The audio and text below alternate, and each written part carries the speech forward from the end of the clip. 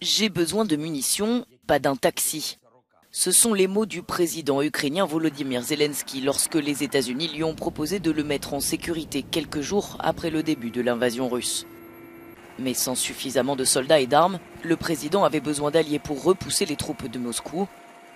Il a donc mis en place une stratégie de communication afin de faire entendre la voix de l'Ukraine et arriver à ses fins. C'est la première fois que l'on envoie des armes dans un conflit comme celui-ci. La stratégie de communication de Zelensky est efficace. La guerre ne se joue donc pas que sur le terrain, mais aussi virtuellement. Réseaux sociaux, visioconférences, l'ancien acteur sait mettre à profit des années de comédie pour que le conflit soit omniprésent dans les médias.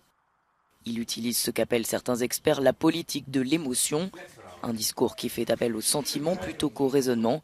Résultat, la population partage en masse et le message est relayé dans le monde entier. Sans parler de toutes les centaines et centaines de vidéos dans lesquelles les citoyens ukrainiens nous montrent les massacres de la guerre.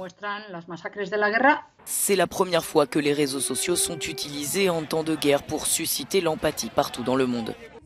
Grâce à cette stratégie médiatique, Volodymyr Zelensky a non seulement acquis le soutien de l'Occident, mais il est parvenu à se positionner comme l'un des leaders les plus charismatiques du moment.